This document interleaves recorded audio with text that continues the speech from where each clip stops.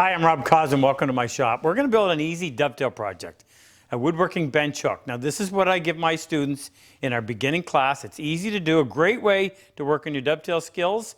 And when you're done, you've got a great bench hook that's very functional. Let's get at it. I'm Rob Cosman, and welcome to my shop. We make it our job to help take your woodworking to the next level. If you're new to our channel, make sure you subscribe and hit the notification bell, which will alert you whenever we release a new video.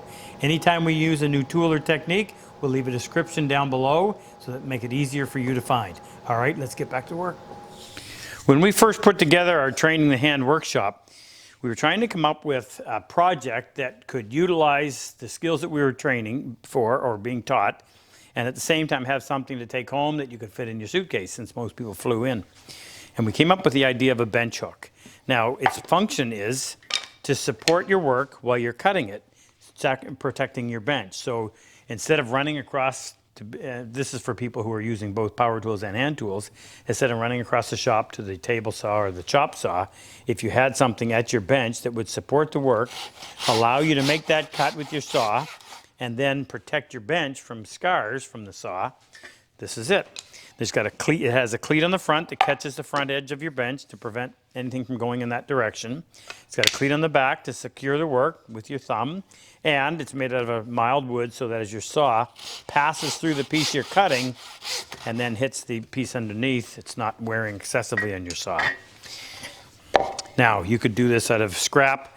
You could nail it together, screw it together, but why not do something that you could be proud of and a chance to show off your skill? In fact, apprentices often were taught to build their own shop implements, and this would be a great way to show off the skills that they'd had. So I'm going to walk you through this. Here we go.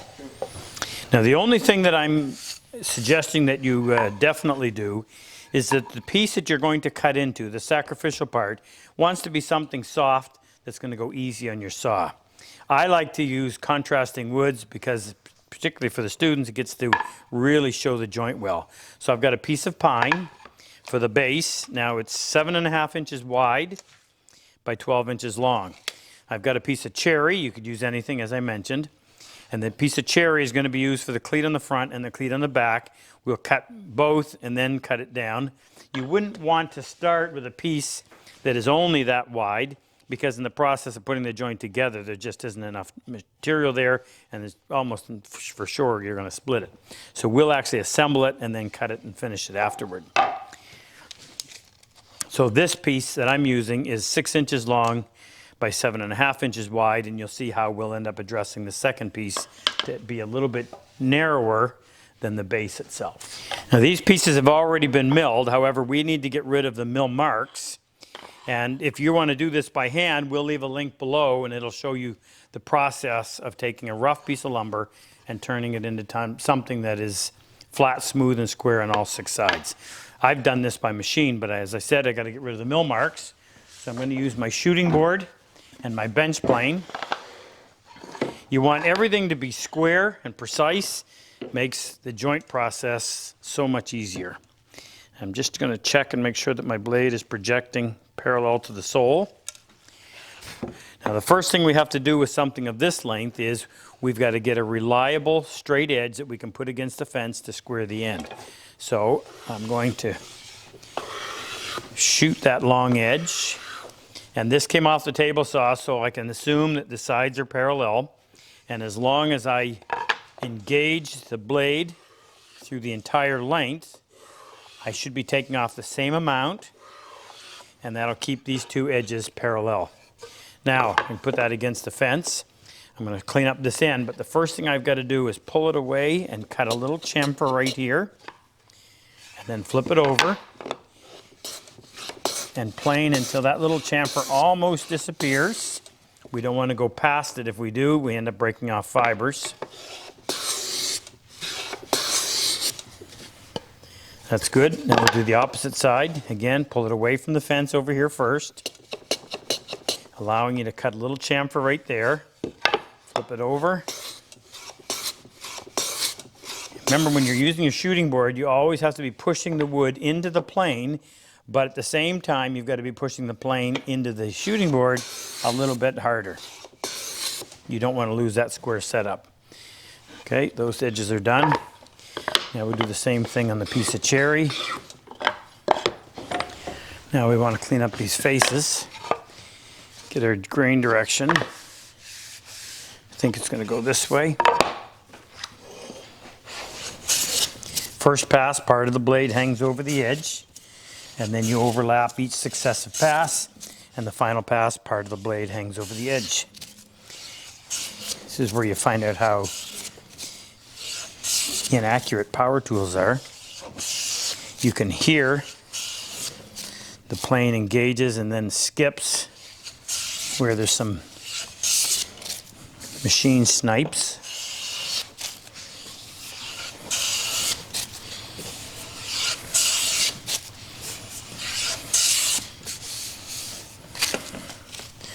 Now I've got some plane tracks I want to get rid of.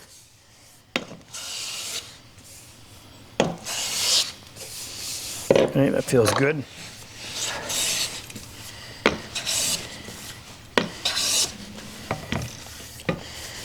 And we'll check this way real quick. That's good and flat. Okay, so here's our two pieces.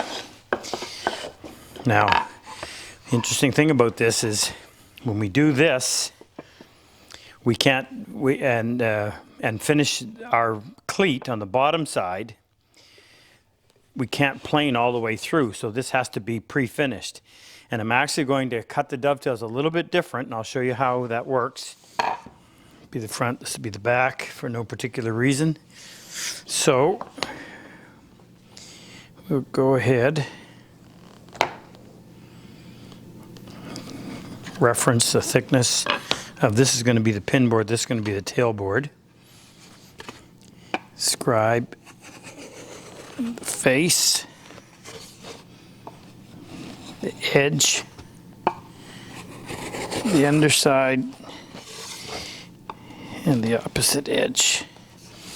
Now on this one, I'm going to cut the little rabbet with the skew block plane, and then take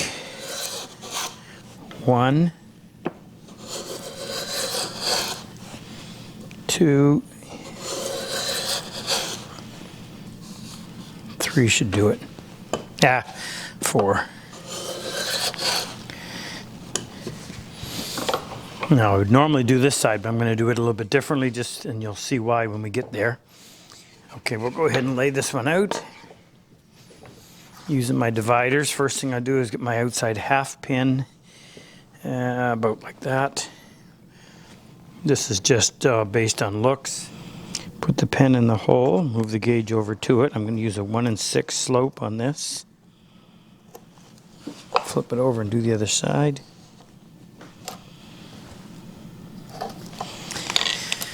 We'll save that one, and we'll space off for the rest of them.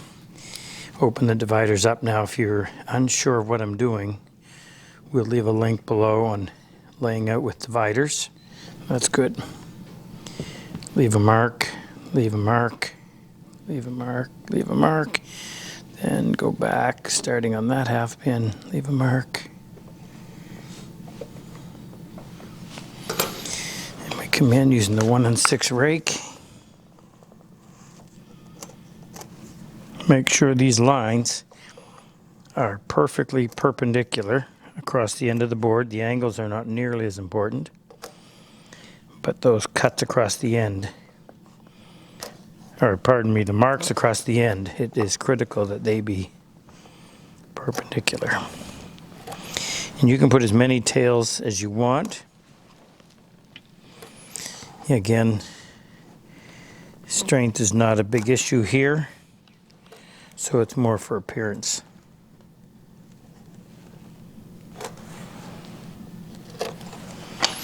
Okay. Doesn't hurt to have a quick mark with an X to identify which side of the line you should be sawing stuff, but I can't find my colored stuff. Right on that gauge line, and it just pays to be able to see.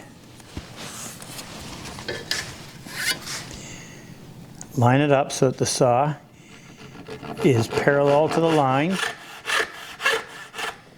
Stop at the base.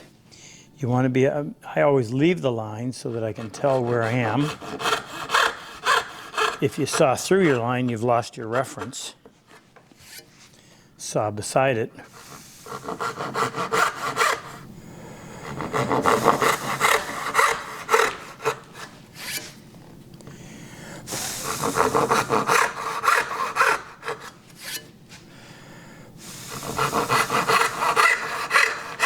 Now I'm going to take my 5.5, set it on its edge.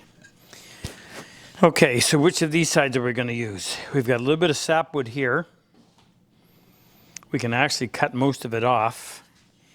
And you'll see why and how. I'm going to leave the side that has no sapwood showing on the end. Now what I'm doing is I'm positioning this so that it's flush with the top of the plane. Then I'll lock it in place, push this back, and I'm going to set that up, and I'm going to use that little rabbet as a means of lining these two pieces up perfectly. But just before I do that, I need to measure my saw kerf. So I'll take a marking gauge, set this on a nice flat surface, right out at the tooth line, making sure that the gauge is only touching the saw. I'm not resting it like that, just on the saw. Make sure that drops down and touches. Lock it. Now I'll put this back in place. I like to, that's what's so valuable about that little rebate is you can move it side to side like that. Now what I'm going to do, using my sawtooth blade, set this with a cutter on the top side, move it over.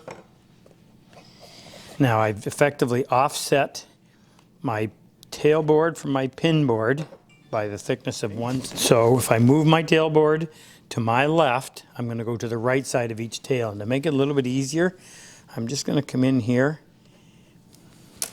with a pen that works and put a T on there and circle it so I know.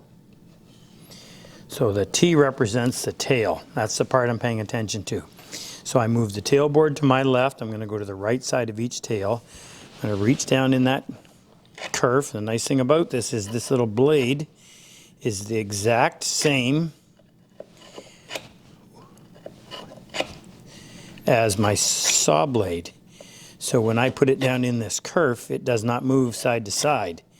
It just has room to fit in there, which guarantees that when I pull it through, leaving a mark on the end of the cherry pin board, that mark is exactly where I'm going to want it. Right in there. Now, I'm going to take my marking gauge, dovetail marker, holding it on its side like this. Just get rid of that fuzz. It turns it into a square. Oh, I forgot to mark this. Now this piece should be the same. However, because I made cut a rabbet right here, this is going to be a little bit thinner. So what I'll do is I'll go in and I'm going to mark, or I'm going to reference that part of the board with my gauge. So I'm actually taking this measurement as opposed to that measurement. Now, I'll take it out, make it easier to do. Scribe my line on both faces.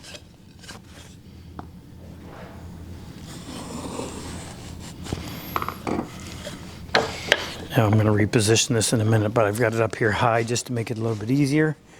I'm going to go in and I'm going to run my vertical marks from the gauge line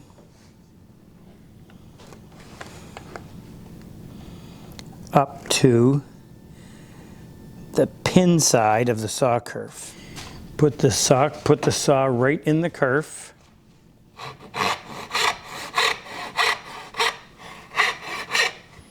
And follow that line to your gauge line. You could put tape along that gauge line as well if you wanted.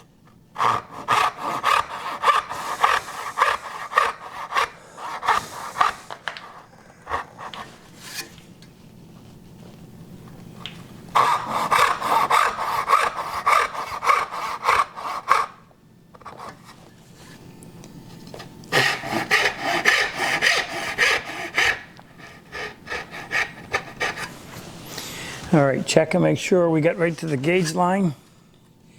If you didn't, come back and fix it. It makes it a lot easier when you're cleaning out the corners than using the fret saw. Oh, just broke a blade. Okay, drop down to the bottom. You want that blade to be really tight so that it doesn't bow. And follow the line. I find that cherry cuts so much slower than most other woods.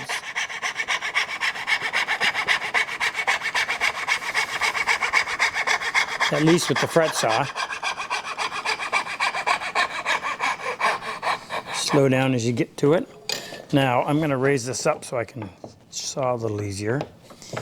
And I'm going to try to get even closer. I hate having to go in and chop twice. But if I can get right along that line, it speeds up the chiseling a lot. Now, while I've got this in my hand, I'll go in and do the same on this piece. Drop down to the bottom, come just off the bottom.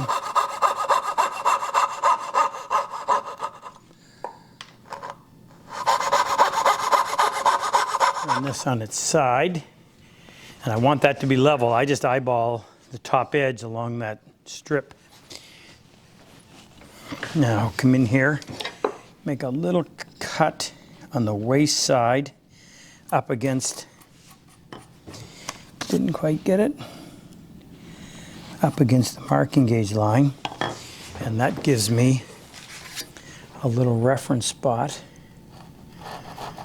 to reference my saw. Slow down as you get toward the bottom. Now we're using a rip saw on a crosscut, but we've already scored all the way around, so we don't have to worry about it leaving a rough finish.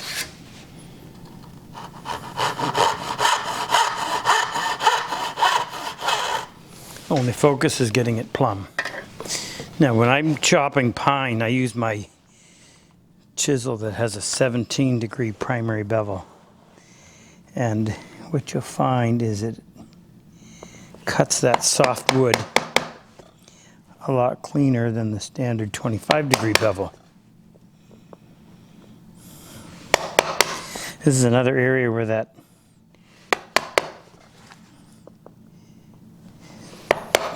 rabbet comes into play. It provides a good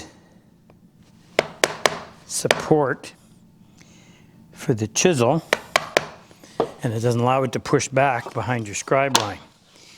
If you have too much material on the waist right there, on this side, it can possibly push this back, and that leaves you a divot. So I always go in and just do a little preliminary chop first before setting the chisel in the gauge line and chopping down till you meet the cut you made from the backside.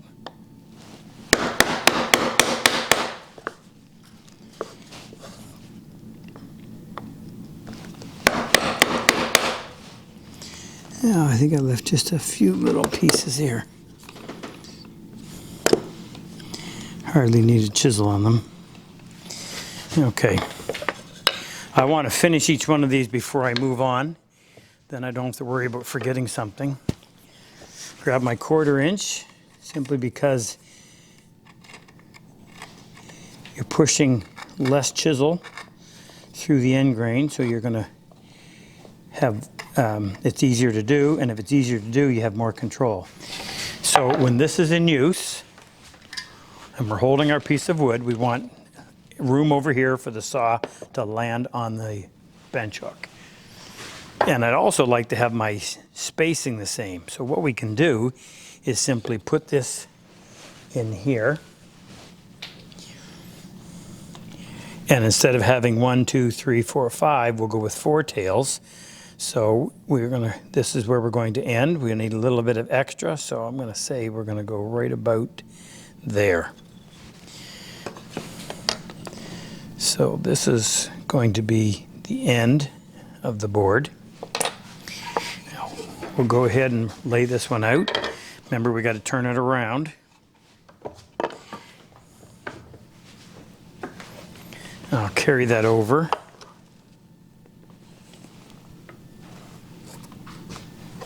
So we'll treat that like the end of the board. So I've already got my half pin setting. So we'll set it on there, and that'll leave me my half pin mark. And I'll do the same thing on this end, and that'll leave me my half pin mark. I'm going to just lay this out just for the sake of helping you keep it straight. This one's being done on this side.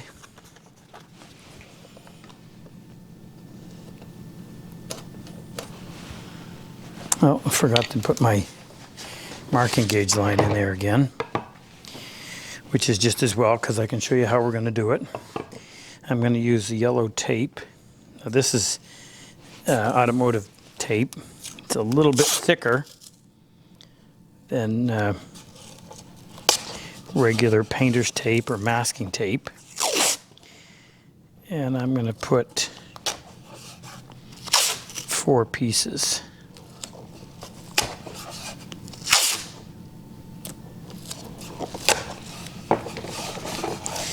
Rub that on there firmly.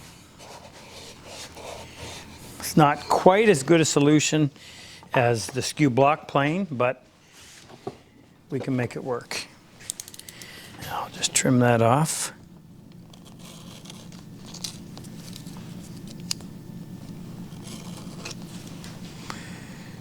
Both sides.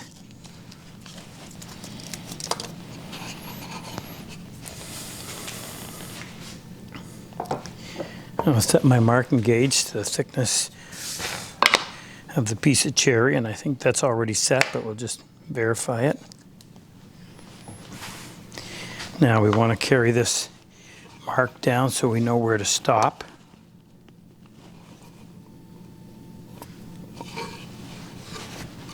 I can see it on here. So we're going to cut, we're going to go here, the end, along the bottom side.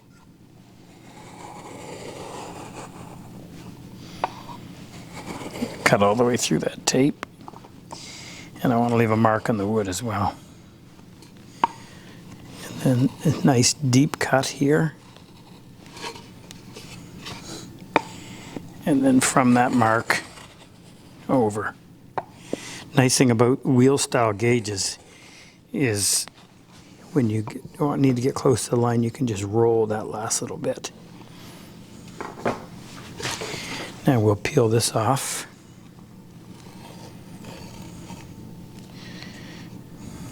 No, it doesn't matter. And that will function as our knife line. Actually, I should have cut that all the way off, but I'm going to see if I can get away with it. So you're going to remember, this is the face on one, this is the face on the other. So we'll put this in place, go back to where we were, using a 1 6 rake angle. And we'll do the same thing on this side.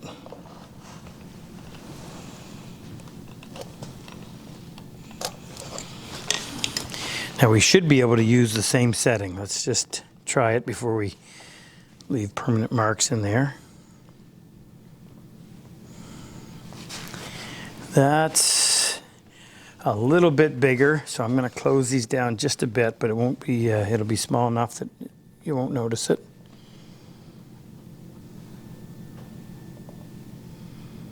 That's good. So starting here, leave a mark, leave a mark, leave a mark. Then on this half pin, leave a mark, leave a mark, leave a mark. Come in here and draw them out. Put the pen in the hole, move the gauge over to it.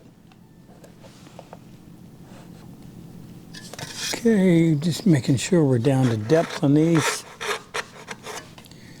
Okay, on this one, there's no slope. So we're going to come across the end and then plumb.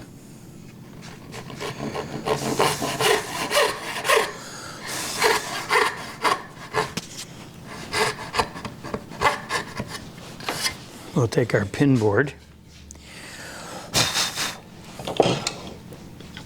same as before, put it in the vise so that it's flush with the top of the plane. Set that back. Make sure we're doing this right. That one's going to go this way, this one's going to go this way. Now we've got to work from this side, but we're going to do the same thing. That'll hold. Put our cutter up on the top, move that over until it makes contact. Now we've got our tailboard offset to my right. We'll go ahead. It always helps to come in here and just identify what piece you're working with. T stands for the tail. So if I move my tailboard to my right, I'm going to go to the left side of each tail. Reach down and drag that through.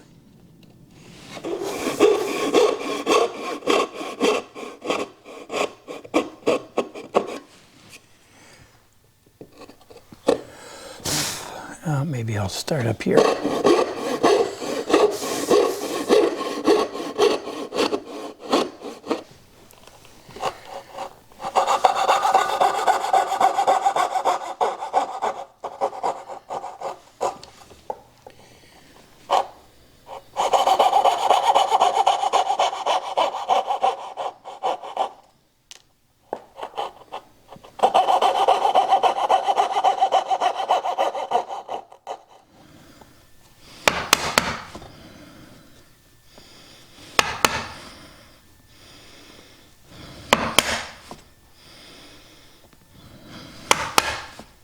Okay, we're going to assemble the front one first. And when we assemble it, we can then clean up the outside. But we can't plane the inside because this piece is going to be sticking like this. So before we put this together, we have to clean this inside, get rid of the pen marks. So we'll put that back in the vise. Check grain direction.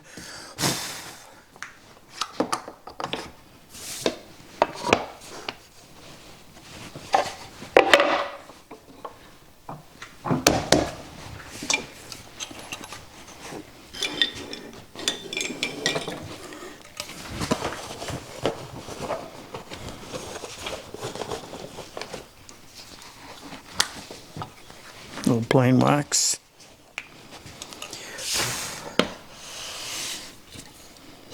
Just a little more blade.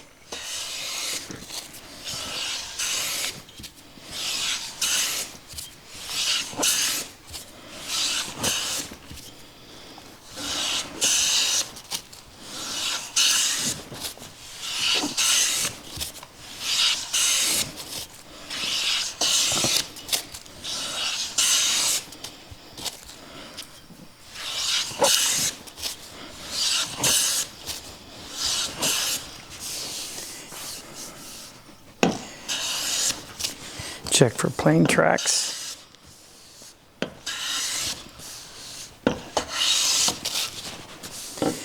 Okay. Now we also want to come in here and cut some chamfers down the inside edge of each tail. Choke up on your chisel so you have lots of control. Start in about a 16th. Don't start out here. Start in about a 16th. And this will help ease the joint together, and it'll also help disperse the glue. And if I haven't already mentioned it, we'll leave a link in the description. It'll take you to a video that will give you a complete lesson on cutting through dovetails. I'm just clipping these off. Make sure you do that only on the inside, and make sure you don't start out here. And while we're doing it, we may as well do these ones on the top side as well. Okay, now we'll go in here and apply just a small amount of glue to all of the long grain surfaces. And I prefer this little palette knife as opposed to a brush. It allows me to get the glue exactly where I want it. And I'm going to come in here and I'm going to also apply glue on the long grain sides of the tails. And the only exception I'm going to make is I'll put a little bit on those outside end grain shoulders.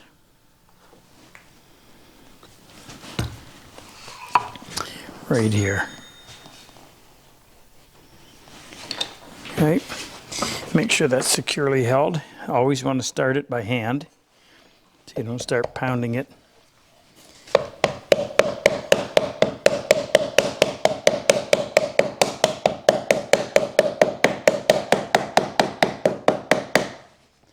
Now I need a rag just to avoid splatter.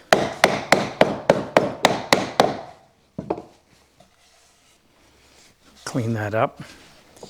Now, didn't want to get glue on that. Check for square.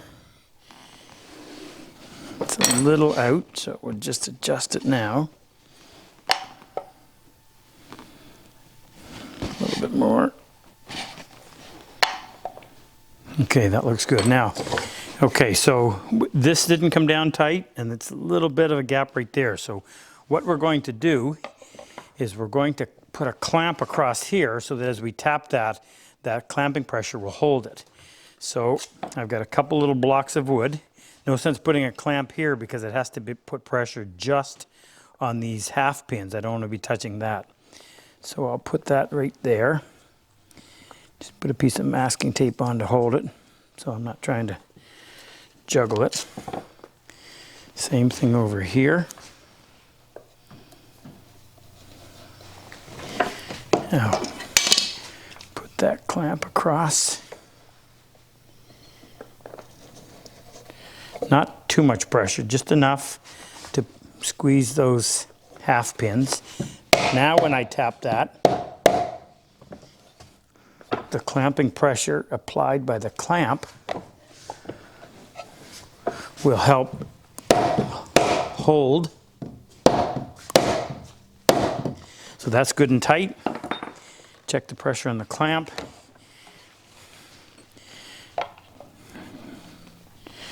Not quite square, so a little bit of pressure that way.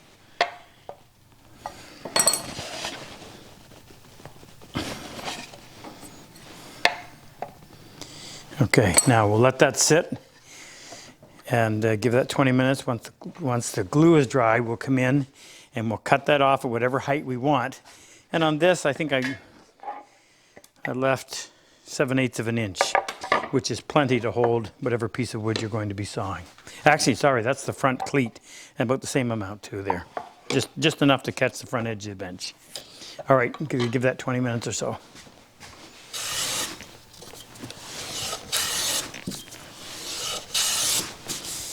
Okay, no plain tracks. That's clean. Now set the marking gauge for where we want to cut this.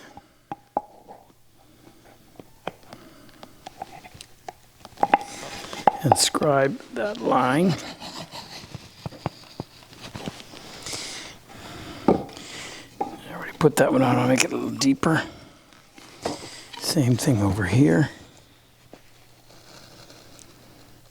Now I can't get my gauge in there, but what I can do is use my straight edge. And I'm going to do this just to prevent splintering when I saw it.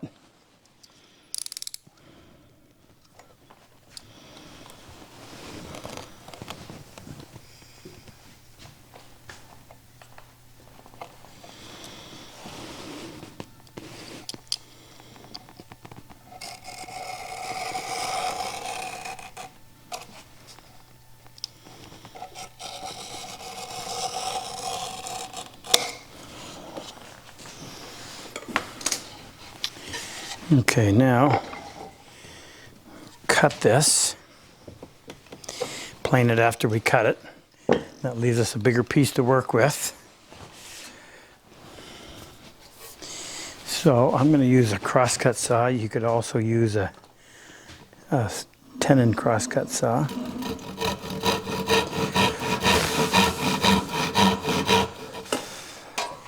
That's a little dangerous. I don't want to hit my bench. I'll hold that up a little higher. I'm staying away from the line.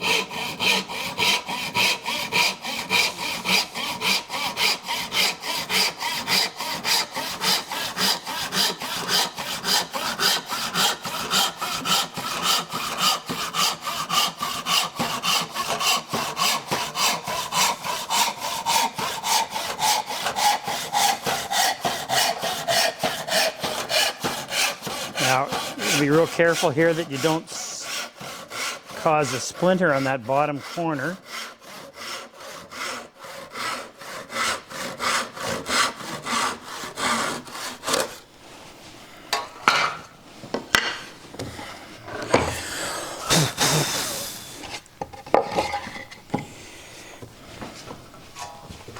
Now that's not a lot to balance your plane on, but it's enough. A little more blade.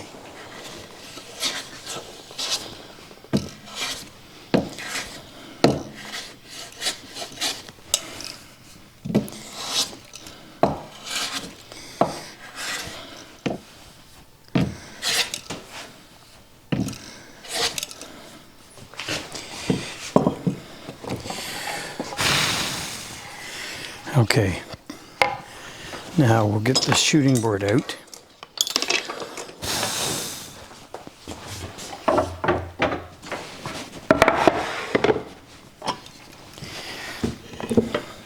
We've got our line to follow, but we've got to cut a chamfer on this far side. Can't really do it with the plane, so I'm going to come in with a chisel.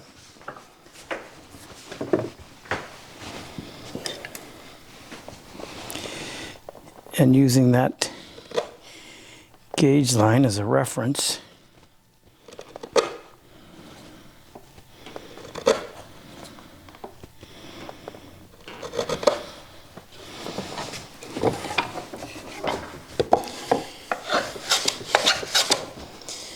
a little more blade.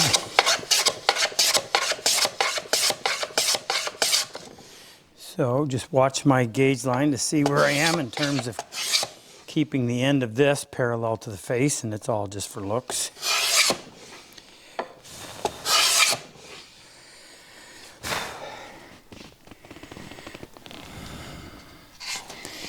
Okay, that's good. Now,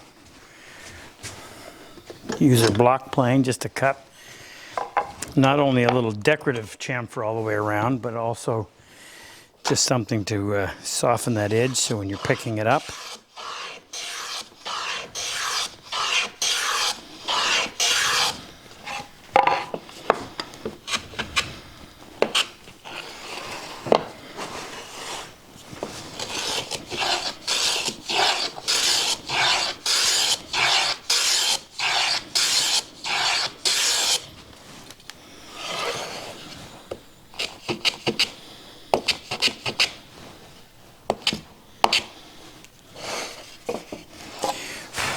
All right, there's the first part. So that will catch like that when we're using it. Now we got to do the back side. And this is where we're going to take this piece and we're going to cut a little shoulder on there. We'll go ahead and mark that out first. Need a longer square.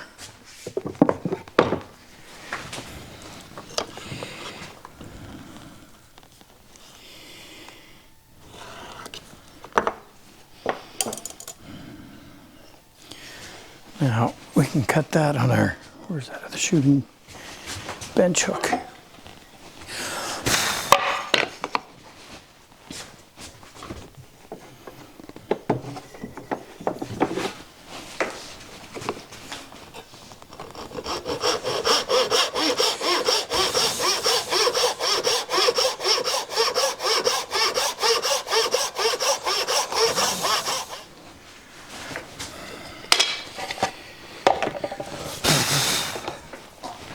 Now we'll clean that up on the shooting board.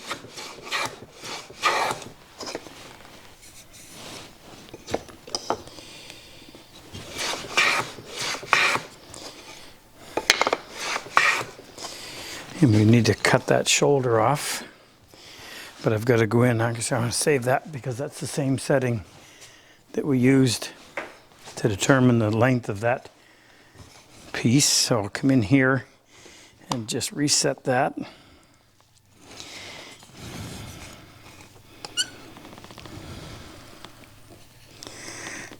Nice deep cut. Get that standing plumb.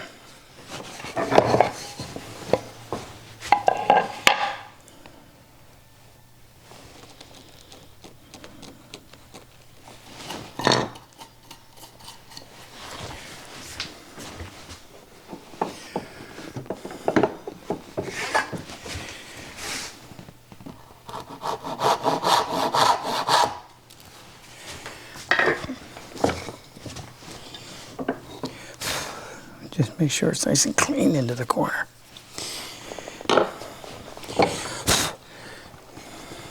Okay, now this one is going to be assembled like this. We have two options. We can pound it down like that, or we can put it in there. Do it that way. We'll do one way and one the other. So this one will be done where we pound on the pin board instead of on the tail board. Since the glue is going to get on here, that's why I've got a piece of scrap underneath.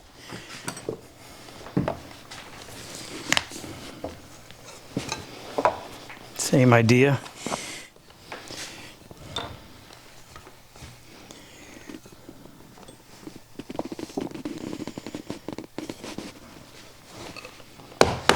Now keep the square close at hand to make sure we're keeping this. Also want to put it together at the same rate. Whoa, get over there.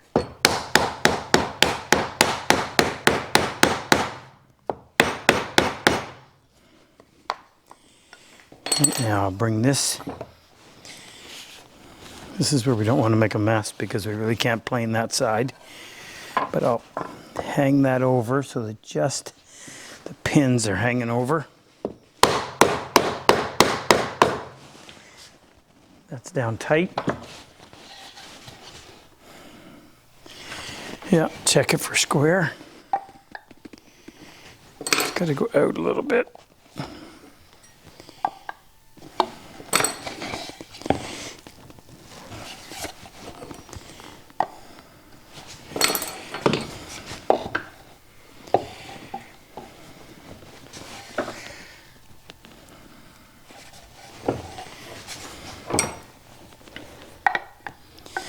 There.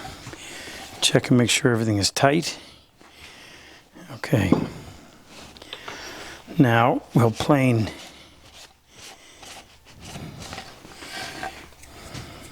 We'll cut this one off. No, actually we got to plane this one off first in order to use our marking gauge effectively.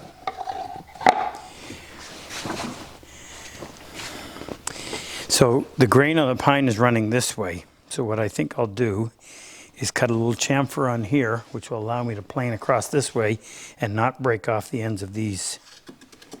Again, this is more for convenience of holding.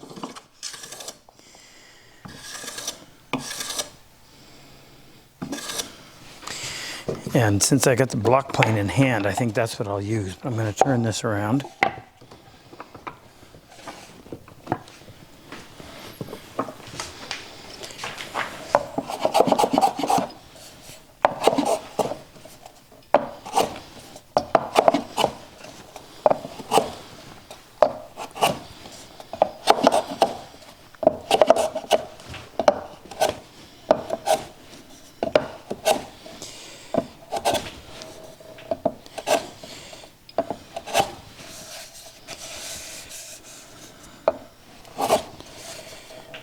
Okay, now I'm going to try to take a pass or two on here without messing anything up back here, just light enough to get rid of those marks that I just made in the pine.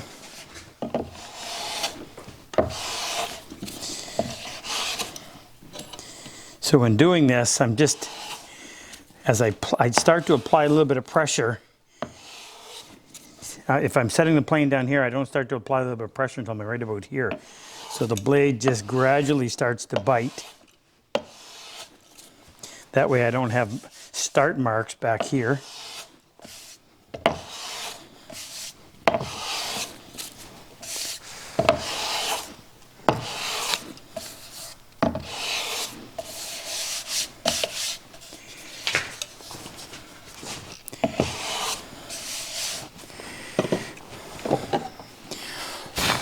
Okay, now marking gauge.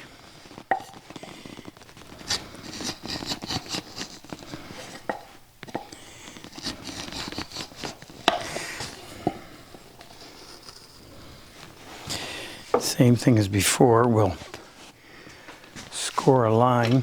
And that scoring a line just keeps the fibers from ripping back as a result of the crosscut saw. Now, I can't use my marking gauge right here, so I'll use the knife.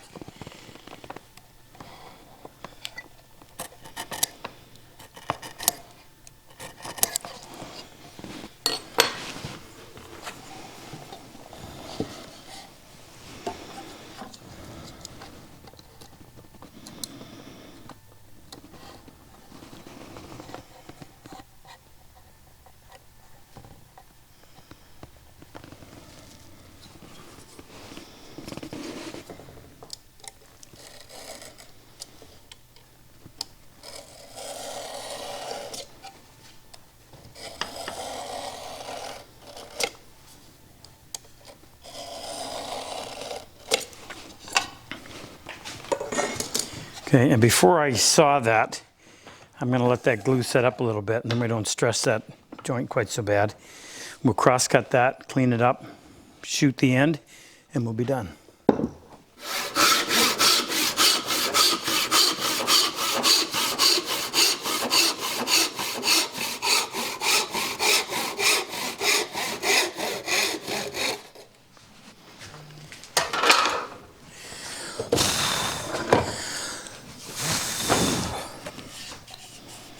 That's flat enough. I can set that on my shooting board.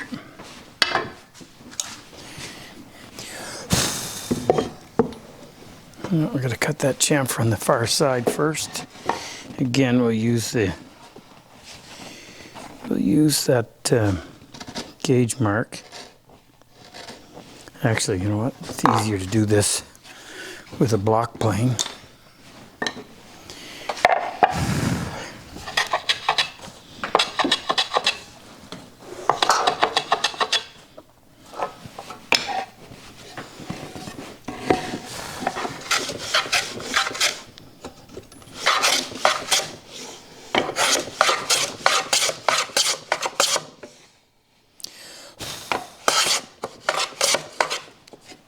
Make sure you don't get past your chamfer, or else you'll blow those fibers off.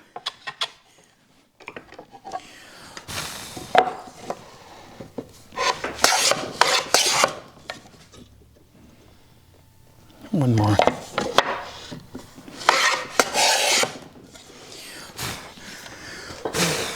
Now we'll clean that up.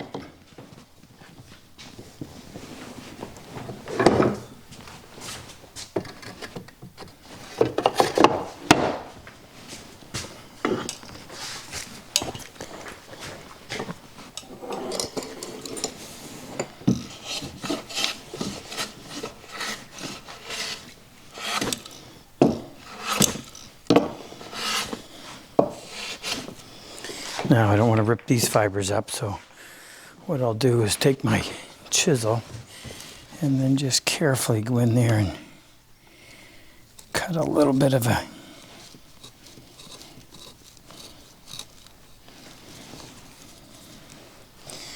I'm going to grab one that's a little sharper.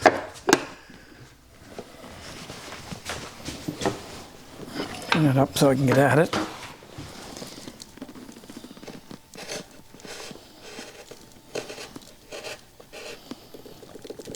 Now when I plane across there, I won't break those fibers out.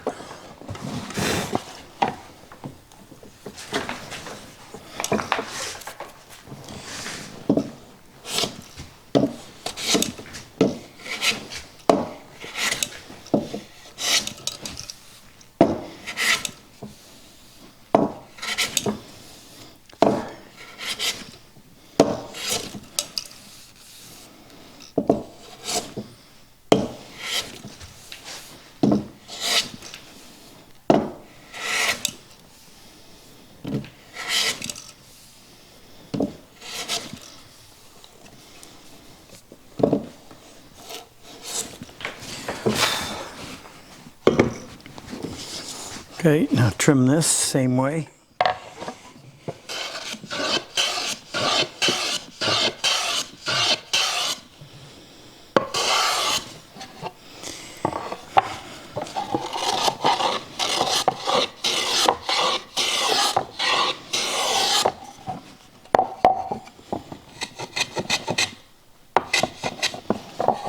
And we'll cut one here. Cut one here. Just a little one here.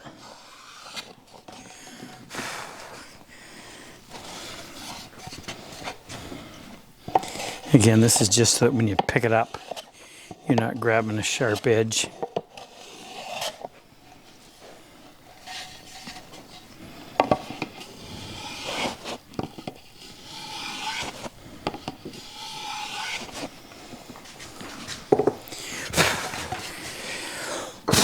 All right, there you have a bench hook.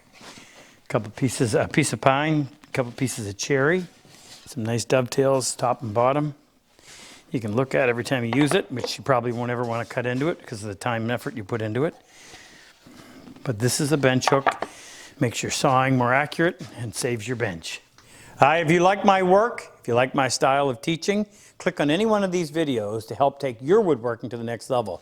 And I've always said, better tools make it a whole lot easier. If you click on the icon with the plane and the chisel, it'll take you to our website, introduce you to all of our tools, and also talk to you about our online and in-person workshops. Good luck in your woodwork.